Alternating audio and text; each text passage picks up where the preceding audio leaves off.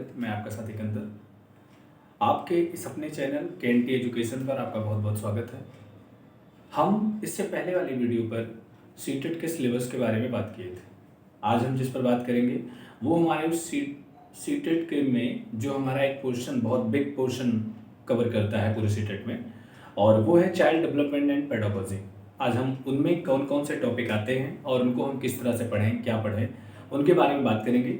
और इसके बाद से जो हमारे वीडियोस आएंगे वो पर्टिकुलर टॉपिक को लेकर होंगे और आपको बेहतर से समझाने का प्रयास किया जाएगा। आइए बात करते हैं। जो हमारा पहला टॉपिक आता है वो आता है विकास की अवधारणा और इसका सीखने से संबंध। इसका आशय क्या है कि जो विकास की अवधारणाएं होती हैं, विकास वर्तुलाकार होता है, विकास जो है एक सीधी रेखा में चलता है या किस में चलता है। ये मेरा कहने का आशय ये नहीं है कि विकास क्या है या किस तरह से काम कर रहा है। मैं ये बता रहा हूँ कि विकास के बारे में आप क्या अवधारणा रखते हैं, इसका और आपके सीखने के साथ में क्या इसका संबंध होता है, इनको कोरिलेट करा के आपको बताया जाएगा। जो दूसरा पॉइंट आता है वो आता है पियाजे, कोहलबर्ग और वाइगोत्स्की के सिद्धांत और प्रमुख बातें।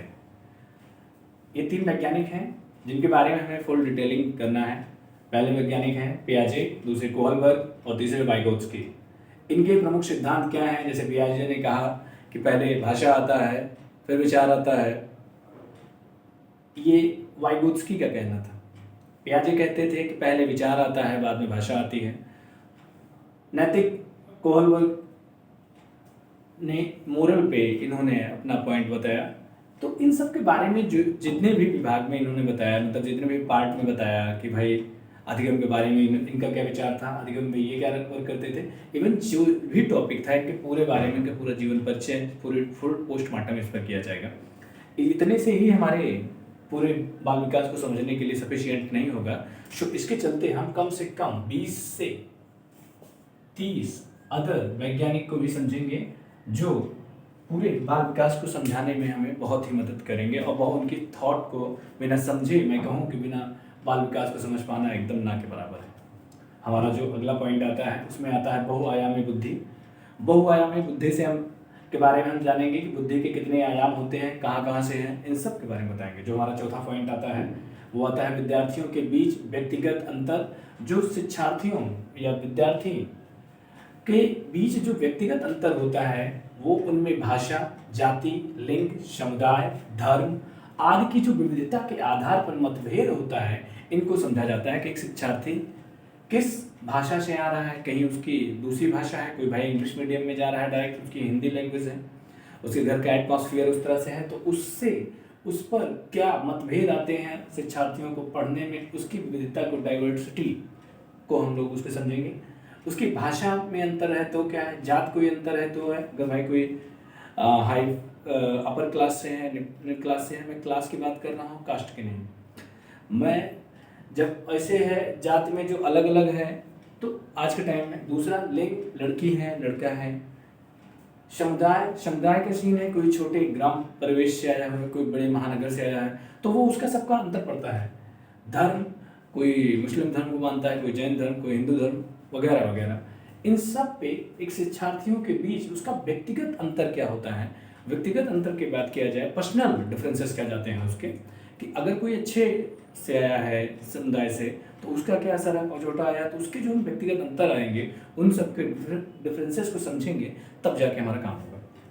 ये जो हमारा पांचवा पॉइंट बनता है वो बनता है भाषा और विचार। मैंने पहले ही बताया कि भाषा और विचार पर काम करने वाले वैज्ञानिकों में 3 प्रमुख वैज्ञानिकों को हम अंडरस्टैंड पढ़ेंगे यहाँ पे। पहले होंगे जिन्होंने बोला कि एक लैंग्वेज एक्विजिशन डिवाइस पाई जाती है हमारे गले में, जिससे हम बसरी भाषा को सीखते हैं। इसको कहने वाले जो थे वो थे चॉम्स्की। और जिन्होंने बोला कि पहले विचार फिर भाषा का निर्माण होता है, ये बात को कहने वाले पियाजे, इनके बारे में पढ़ेंगे। और जो हमारा सबसे बड़ी बात ये है, जिन्होंने कहा कि भाषा पहले आती है और विचार बाद में, ये वाइगोत्स्की के बारे में जो इन्होंने बताया, इसके बारे में हम लोग समझेंगे।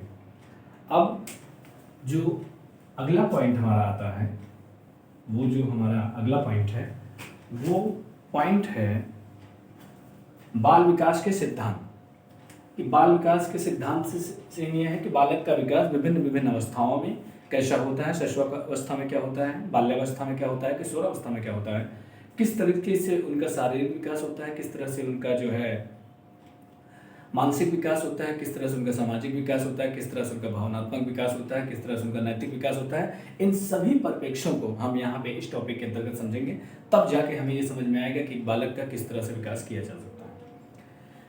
जो हमारा नेक्स्ट पॉइंट बनता है वो बनता है कि सीखने के लिए आकलन और सीखी गई बातों के आकलन के बीच अंतर। सीखने के लिए आकलन, सीखी गई बातों के आकलन, इनके बीच में हम डिफरेंस। सीखने के लिए आकलन को अगर हम बात करें तो सीखने का जो आकलन आता है, लर्निंग ऑफ असेसमेंट, तो इसमें तरीके से 4 तरीके से स्पेशली आता है कि सीखने में आकलन, सीखने का आकलन, सीखने के लिए आकलन, सीखने के समान आकलन। तो ये सारी चीज़ों को हम यहाँ पे पढ़ेंगे, समझेंगे और इनके वर्क, उदाहरण और कैसे अंतर कर पाते हैं कि कौन सीखने में आकलन है, कौन सीखने का आकलन है, इन सब बातों को भली बात यहाँ पे समझेंगे। जो हमारा अगला पॉइंट है वो आता है कि स्कूल आधारित मूल्यांकन, सतत और समग्र मूल्यांकन, परिपेक्ष और अभ्यास। अब जो यहाँ पे स्कूल आधारित, इन सब का तो आकलन होगा ही। स्कूल आधारित, स्कूल में हमारा जो आकलन होता था, पहले जो स्कूल आधारित आकलन होता था वो बहुत सूक्ष्म किस होता था, वो बहुत समग्र और व्यापक तरीके से नहीं चलता था। एक हमारी मार्कशीट में क्लियर कर दिया जाता था कि भैया इनका इतना मार्क्स आए बस। हालांकि उसमें हो सकता है कोई शख्स पढ़ने में तेज नहीं रहता था, अन्य एक्टिविटीज़ में तेज रहता था, लेकिन उन सब चीज़ों को नज़रअंदाज किया जाता था। लेकिन आज के शिक्षा में ऐसा कुछ नहीं है। आपके हर एक पॉइंट पर विशेष ध्यान दिया जाता है और उनको कैसे डेवलप करना है उसके बारे में भी कार्य किया जाता है। सबसे बड़ी बात, इसके जो सतत और समग्र व्यापक मूल्यांकन है, NCF 2005 भी इस पर बहुत प्रेशर देता है कि आप इस पे कार्य करिए, लोगों को वो ज्ञान दीजिए जो उनके जीवन में उनको आगे बढ़ने में काम आए, ना कि एक मार्कशीट का केवल नंबर बन के रह जाए। अब जो हमारा अगला पॉइंट बनता है वो होता है बाल केंद्रित और प्रगतिशील शिक्षा। चाइल्ड सेंटर्ड एजुकेशन पे फुल्ली फोकस है। ये हमारे पूरे एजुकेशन पॉलिसी का ये नया मुद्दा रहा है। ये बिल्कुल नहीं रहा है कि जो है शिक्षक केंद्रित होना चाहिए। शिक्षक एज ए फैसिलिटेटर काम करना चाहिए कि छात्र को जो जरूरत हो वो शिक्षक से प्राप्त कर ले और वहीं से शिक्षक को अपने बारे में बता सके। हमारे कुछ और पॉइंट हैं जो हमारे अगले पेज में आते हैं। Thank you.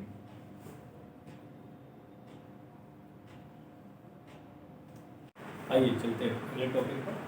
जो हमारा नेक्स्ट टॉपिक बनता है वो बनता है कि बुद्धिमत्ता के निर्माण और महत्वपूर्ण परिप्रेक्ष्य। जो हमारा 10वां पॉइंट बनता है, बुद्धिमत्ता का हम निर्माण कैसे करते हैं और उसके जो महत्वपूर्ण परिप्रेक्ष्य हैं उन पर बात की जाती है। जो अगला पॉइंट हमारा बनता है वो शिक्षार्थियों की तैयारी के स्तर का आकलन करने, कि शिक्षार्थियों की किस लेवल की तैयारी है और कक्षा में सीखने और समालोचनात्मक सोच को बढ़ाने के लिए कक्षा में ज़्यादा से ज़्यादा चीज़ों को सीखा जा सके और समालोचनात्मक क्रिटिक्स, जैसे आलोचना, समालोचना, तो उनकी जो गलतियां हैं उनको उन्हें बता के और उनको उन गलतियों को वहीं सुधार करके ऐसे और शिक्षार्थियों की उपलब्धि का आकलन करने के लिए उपयुक्त प्रश्न तैयार करना। एक ऐसा प्रश्न तैयार करना जिससे कि उनके तैयारी के स्तर के आकलन भी किया जा सके और उनमें समालोचनात्मक सोच को बढ़ाया जा सके और शिक्षार्थियों की उपलब्धि क्या है इसका भी आकलन करना जा सके। ऐसे प्रश्नों को तैयार करना, इन सब बारे में हम इस पॉइंट में पढ़ेंगे। जो हमारा 12 नंबर पॉइंट है, बेहद इंपॉर्टेंट पॉइंट है। ये जो हमारा पॉइंट है वो है आनुवांशिकता और पर्यावरण का प्रभाव। पूरे विकास में सब कुछ अगर डिपेंड करता है तो इन दो चीज़ों पे डिपेंड करता है। इसे हम जेनेटिक कह सकते हैं, इसको हम इन्वायरमेंट बोलते हैं। मतलब ये नेचर का है, ये नर्चर का है, मतलब ये प्रकृति है, ये पोषण का वर्क करता है। अब ये जो सीन है कि आनुवांशिकता और पर्यावरण का क्या क्या प्रभाव पड़ता है विकास में, हमारे क्या सकारात्मक प्रभाव पड़ता है, क्या नकारात्मक प्रभाव पड़ता है, इन समस्त चीज़ों को हम इस पर समझेंगे। जो हमारा अगला पॉइंट है वो है समाजीकरण की प्रक्रियाएं, सामाजिक दुनिया और बच्चे। मतलब समाजीकरण की जो हमारी प्रक्रियाएं होती हैं वो उनमें सामाजिक दुनिया और बच्चे कहाँ पे स्थान ग्रहण करते हैं उस सामाजिक दुनिया में, और उसमें शिक्षक, माता पिता और सहपाठी का क्या रोल होता है, इसके बारे में हम भली बात पढ़ेंगे। ठीक है। और जो हमारा अगला पॉइंट है वो पॉइंट है सामाजिक निर्माण के रूप में लिंग की भूमिकाएं और लैंगिक पूर्वाग्रह और शिक्षा। सामाजिक निर्माण में लिंग एक बहुत बड़ा आपको बैरियर के रूप में भी काम करता है। और एक बहुत बड़ा सपोर्टिव के रूप में काम करता है। डिपेंड करता है कि आपकी नज़र क्या है, आप किस हिसाब से देखते हैं। यदि आप स्टीरियोटाइप रूढ़वादी व्यक्ति हैं, आप बायस टाइप की थिंकिंग रखते हैं कि नहीं नहीं भैया ये लड़की है, ये शिक्षा नहीं हो सकता। जैसे मैं एक एग्जांपल पे बात करूँ आपको, आपने कभी मैक्सिमम लोगों के जुबान पे रहता है, वो बोलते हैं कि भाई लड़कियों की मैथ कमज़ोर होती है और लड़कियों की रटने की शक्ति बहुत अधिक होती है। मुझे ये नहीं लगा कि आज तक तो ऐसा कभी मुझे फील नहीं हुआ कि कोई ऐसी लड़की है कि जिसका पढ़ने में मैथ कमज़ोर हुआ हो। इवन वो सभी सब्जेक्ट, वो सभी विषय, वो सभी शक्तियाँ आपके अभ्यास में निहित हैं। यदि आप उन्हें अभ्यास करते हैं तो आप उन्हें प्राप्त कर सकते हैं। यदि आप किसी भी चीज़ में महान हैं भी, यदि आप उसे अभ्यास नहीं करते हैं तो आज के टाइम में कोई ऐसा कुछ नहीं पॉसिबल है कि आप उसे कंटिन्यू बरकरार रख पाएंगे। तो ये जो सामाजिक निर्माण के रूप में लिंग मायने रखता है कि नहीं नहीं भाई ये लड़की हैं, ये ऐसा काम करेंगे, ये लड़के हैं ऐसा काम करेंगे, तो इनमें जो लिंग की भूमिकाएँ हैं इन सब के बारे में हम विधिवत बात करेंगे। और इसमें लैंगिक पूर्वाग्रह जो हमारे कहाँ कहाँ पे लैंगिक पूर्वाग्रह दिखता है। जैसे एक स्त्री है तो उसको घर का ही काम करना चाहिए, एक पुरुष है उसको बाहर का ही काम करना चाहिए। एक स्त्री है तो उसको हाथ में चूड़ी पहनना चाहिए, एक पुरुष है वो पहन लिया तो चला जाए। मैं नहीं कह रहा हूँ कि ये उसे करना चाहिए या नहीं करना चाहिए, लेकिन उसको बढ़ावा नहीं देना चाहिए। उन पर भी सारी बातें कि जब यहाँ पे आएंगे तो इन पर हम बहुत डिटेलिंग किया जाएगा। और हमारा बस एक टॉपिक बचा हुआ है जो इसका जो बाल विकास का पॉइंट बचा हुआ, मैंने अभी 2 पेजेस में पहले में और इनमें मिला के 15 नंबर को मैंने कवर कर लिया है। 15 नंबर पे हमने जो हमारे 14 पॉइंट्स हैं, एक आध पॉइंट इसी में और समाहित हैं, अलग करेंगे तो लगभग 15 पॉइंट बनते हैं। तो 15 नंबर के हमारे 15 मार्क्स को दिलाएंगे। अभी जो हमारा अगला पेज आएगा वो होगा 5 नंबर की समावेशी शिक्षा के नाम पे। ठीक है, थैंक यू, वेलकम बैक। जो हमारा अगला टॉपिक बचता है वो टॉपिक बचता है समावेशी शिक्षा। अभी तक हमने जितना नंबर पे बात किया वो हमने बताया कि 15 नंबर के मार्क्स को हमने डिटेलिंग कर दिया है। जो 5 नंबर का मार्क्स आता है वो केवल स्पेशली समावेशी शिक्षा से आता है। मैं समावेशी शिक्षा के बारे में बताता हूँ आपको। विभिन्न परिवेश, विभिन्न समुदाय, विभिन्न धर्म, विभिन्न जाति, विभिन्न कैटेगरी से सेंस मेरा ये है कि कोई जैसे शारीरिक कमजोर है या मानसिक है, इन सभी विविध कक्षाओं को एक जगह पे समाहित करके पढ़ाना समावेशी शिक्षा कहलाती है। अब सारे लड़के जो विभिन्न परिवेश से हैं, जिनमें कमियां हैं, वो कैसे एक जगह पे पढ़ेंगे उनका बारे में अगर बात करें, जैसे विविध पृष्ठभूमि वंचित सहित के शिक्षार्थियों की जरूरतों को संबोधित करना, जो उनमें कमियां हैं उनको संबोधित करके और उनकी पूर्ति करके। दूसरा है कि सीखने की कठिनाइयों से पीड़ित बच्चे हैं, कोई शारीरिक दोष है, आज की जरूरतों को पूरा करना। मैंने पहले बताया कि समावेशी शिक्षा का सेंस ये है कि विभिन्न परिवेश से आए हुए लोगों को उनकी कमियों को पूरा करना। जैसे सपोज दैट कोई देखने वाला, मतलब उसको किसी को देखने में कमी है, मतलब उसे दूर की चीज़ें नहीं दिख रही हैं, उसे निकट दृष्टि दोष है, तो आप उसे थोड़ा पास बैठेंगे ताकि वो आराम से देख सके। कोई आदमी सुन नहीं पा रहा है, उसकी सुनने की शक्ति कम है, तो उस पर आप काम कर सकते हैं। उसकी कोई जो सुनने वाली मशीनें आती हैं आजकल, उन्हें आप उसको वर्क करवा सकते हैं, और या तो उन्हें और पास बढ़ाइए ताकि आपकी आवाज़ को डायरेक्ट सुन सकें। और अगर बात करते हैं आपको क्या नाम है, तीसरा विकलांग है, तो आप उनको ग्राउंड फ्लोर पे वर्क कराइए ताकि उनको चढ़ने में उतरने में ऐसी कोई दिक्कत ना है। अगर आपके फर्स्ट फ्लोर पर सेकंड फ्लोर पे है तो आप उन्हें लिफ्ट की व्यवस्था करें। ऐसी तमाम चीज़ें हैं जिन्हें आप करके उन बच्चों को एक सीखने योग्य व्यक्ति बना सकते हैं, वो एक समान कैटेगरी में आ सकते हैं।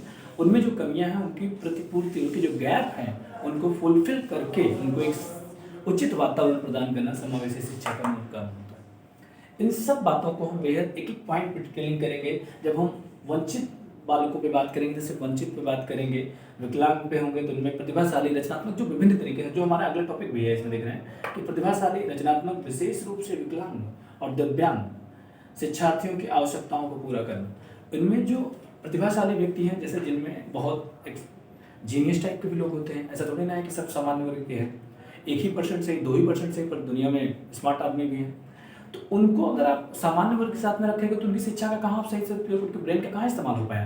तो उनके लिए एक उचित वातावरण प्रदान करना, ये भी एक समावेशी शिक्षा का रूल है। ऐसा नहीं है कि जो कमजोर है दिमाग से उनको ही सहायता प्रदान करना समावेशी शिक्षा है, जो स्ट्रांग पर्सन है उनको भी समावेशी शिक्षा में कैसे शामिल किया जा सके, ये समावेशी शिक्षा का मूल उद्देश्य होना है।